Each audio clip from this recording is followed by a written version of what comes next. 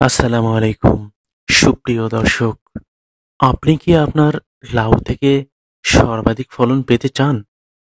তাহলে আমার আজকের এই ভিডিওটি শুধুমাত্র আপনার জন্য। আজকের এই ভিডিওটি খুবই গুরুত্বপূর্ণ, কেননা আমার আজকের এই ভিডিওতে আমি দেখাবো কিভাবে আপনি আপনার লাউ গাছ থেকে ৩ থেকে ৪ গুণ বেশি ফলন পাবেন মাত্র ১ সেকেন্ডের একটি কাজ করলে। হ্যাঁ দর্শক, মাত্র ১ সেকেন্ডের একটি কাজ করলেই আপনি আপনার লাউ গাছ থেকে সর্বাধিক ফলন পাবেন। তা জানতে আমার আজকের এই ভিডিওটি শেষ পর্যন্ত দেখতে থাকুন। আর দর্শক, আপনারা দেখছেন কৃষি সমস্যার সমাধান ইউটিউব চ্যানেল। এখন পর্যন্ত যদি আপনারা চ্যানেলটি সাবস্ক্রাইব করে না থাকেন, অবশ্যই সাবস্ক্রাইব করবেন আর শেয়ার করে সবাইকে জানার সুযোগ করে দেবেন। দর্শক, সুপ্রিয় দর্শক, আপনারা জানেন দেশি বীজ থেকে লাউয়ের ফলন অনেক কম হয়ে থাকে, আর এই জন্যই আমাদের প্রয়োজন লাউ গাছ ঠিক রেখে, কৃত্রিমভাবে গাছ ঠিক রেখে শাখা প্রশাখা বৃদ্ধি করা, সেই সাথে লাউয়ের ফলন বৃদ্ধি করা। তো দর্শক, কিভাবে করব এই কাজ? সাধারণত দেশি গাছ অধিক পরিমাণে বড় হয়ে থাকে, কিন্তু আশানুরূপ ফলন আসে না। সেই তুলনায় হাইব্রিড জাতীয় যে সকল বীজ বাজারে পাওয়া যায়, তার ফলন অনেক অনেক গুণ বেশি।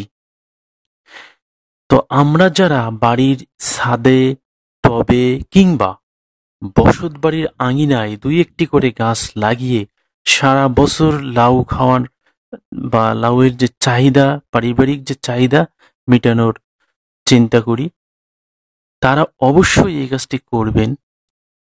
কেননা এই কাজটি করলে, অর্থাৎ আমি যে কাজটি করতে বলবো, সেই কাজটি করলে এই ২-৪টি লাউয়ের গাছ থেকেই আপনি সারা বছর লাউ খেতে পারবেন এবং এই লাউয়ের ফলন ৩ থেকে ৪ গুণ বেড়ে যাবে। সুপ্রিয় দর্শক, আগে আমাদের জানা প্রয়োজন লাউয়ের ফলন সাধারণত কোন ডগাগুলোতে অধিক পরিমাণে হয়ে থাকে। সেই ডগাগুলোতে আমাদের চিহ্নিত করে রাখতে হবে। অর্থাৎ লাউয়ের চারা লাগানোর পর প্রথম যে ডগা বের হয় সেটাকে বলা হয় ফার্স্ট জেনারেশন, বা প্রথম যে লতা বের হয় সেটাকেই বলা হয়ে থাকে ফার্স্ট জেনারেশন। আর একটি কথা মনে রাখবেন দর্শক, এই ফার্স্ট জেনারেশন থেকে যত রকমের ফুল বের হবে সব কিন্তু পুরুষ ফুল বের হবে। এখান থেকে কোনো স্ত্রী ফুল আসবে না, যার ফলে আমাদের কাঙ্ক্ষিত ফলনও আমরা কিন্তু পাবো না। তাহলে আমরা কি করব? দর্শক, লক্ষ্য করুন, এই লাউয়ের গাছ থেকে প্রথমে যে ডগাটি বের হয়েছে সেটিতে কোনো ফল আসেনি। যে ফুল এসেছে সবগুলোই পুরুষ ফুল। আবার এই ডগার মাঝ বরাবর ২টি শাখা বের হয়েছে। এই শাখাগুলোকে আমরা 2G বলে থাকি, অর্থাৎ সেকেন্ড জেনারেশন। আর এই শাখাগুলোতে আপনারা লক্ষ্য করলে দেখবেন কিছু স্ত্রী ফুল আর কিছু পুরুষ ফুল এসেছে, অর্থাৎ 50% এসেছে পুরুষ ফুল আর 50% এসেছে স্ত্রী ফুল। অর্থাৎ এখান থেকেও আমরা 100% কাঙ্ক্ষিত ফুল পেলাম না। তাহলে আমরা কি করব?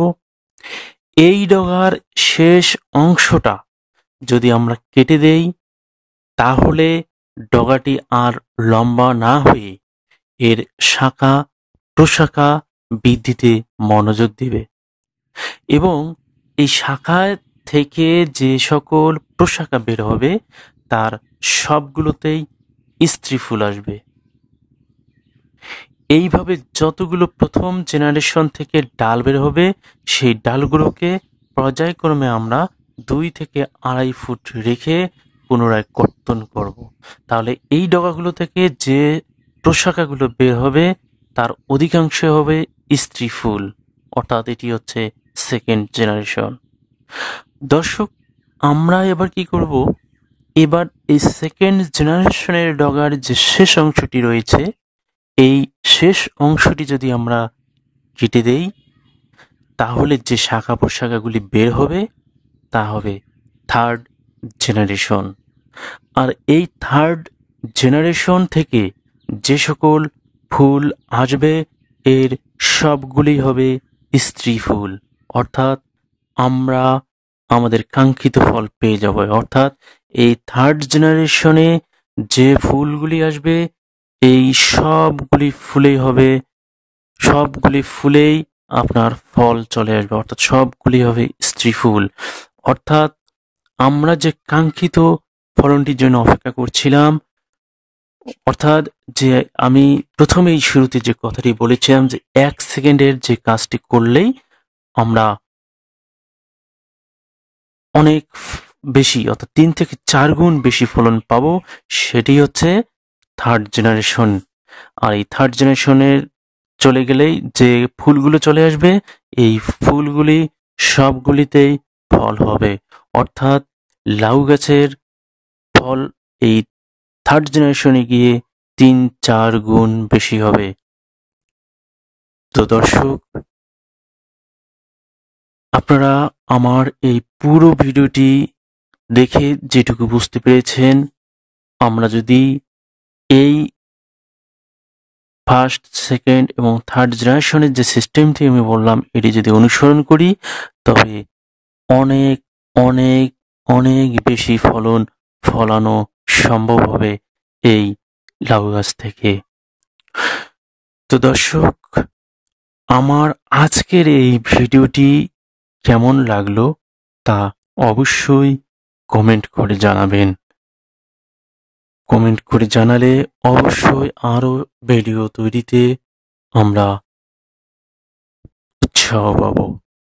এবং যারা এখন পর্যন্ত আমার এই চ্যানেলটি সাবস্ক্রাইব করেননি তারা সাবস্ক্রাইব করবেন এবং পাশে থাকা বেল আইকনটি বাজিয়ে দেবেন, যেন আমি সুন্দর সুন্দর ভিডিও দেয়া মাত্র আপনি সবার আগেই পেয়ে যান। আর অবশ্যই আপনার হাতের পাশে থাকা শেয়ার অপশনটিতে ক্লিক করে শেয়ার করে সবাইকে দেখার সুযোগ করে দেবেন, যেন এই সহজ বুদ্ধিটি সবাই পেয়ে যায়। তো দর্শক, দেখা হবে পরবর্তীতে নতুন কোনো ভিডিওতে। সে পর্যন্ত ভালো থাকুন, সুস্থ থাকুন। আল্লাহ হাফেজ। আসসালামু আলাইকুম।